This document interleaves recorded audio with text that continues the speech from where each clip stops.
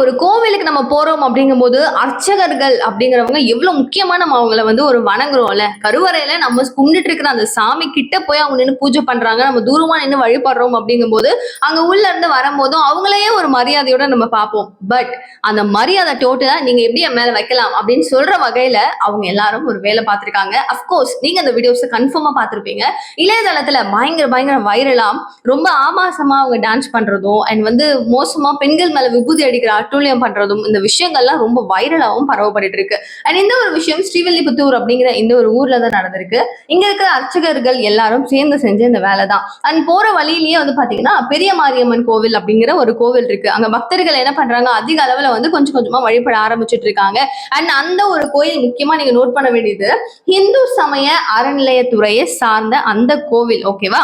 So அங்க பணியாற்றக்கூடிய அங்க இருக்கிற அந்த பிரீஸ்ட் எல்லாரும் சேர்ந்து என்ன பண்றாங்க, டான்ஸ் எல்லாம் போட்டுட்டு இது வந்து வைரலா ஆயிடுது. அண்ட் யாராவது வந்து பாக்குறாங்க அந்த சைட்ல அப்படிங்கும்போது விபூதி அடிச்சுட்டு அவங்க எல்லாரும் சிரிக்கிறது, அவங்கள வந்து ஒரு மாதிரி டீச் பண்ற விஷயங்கள் பொதுமக்களுக்கு ஒரு மாதிரி இடையூறா இருந்திருக்கு. சோ இந்த விஷயத்த வீடியோவா எடுத்து போட்டு இப்ப வைரல் பண்ணி அந்த ஆட்களை என்ன பண்ணிட்டாங்க அப்படின்னா, அறநிலையத்துறை வந்து மது போதையில நீங்க ஆடி இருக்கீங்க, இந்த மாதிரி விஷயங்கள்லாம் பண்ணிருக்கீங்க, உங்க மேல தக்க நடவடிக்கை எடுக்கப்படும் அப்படிங்கிறதையும் சொல்லியிருக்காங்க.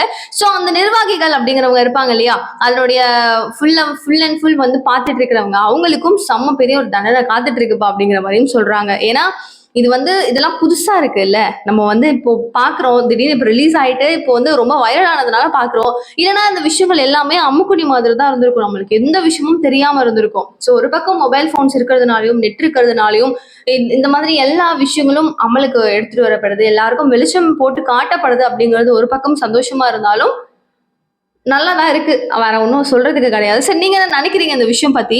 இது வந்து நம்ம இத பத்தி நான் என்ன எக்ஸ்பிளைன் பண்றதுன்னு எனக்கு தெரியல. இதெல்லாம் பார்க்கும்போது செம்ம ஷாக்கிங்கா தான் இருக்கு. என்னடா இவங்கலாம் இப்படி பண்றாங்களேன்ற மாதிரி ஒண்ணு தோணும்ல. நீங்க உடனே கேட்பீங்க, அவங்களும் மனுஷன் தானே அப்படின்னு.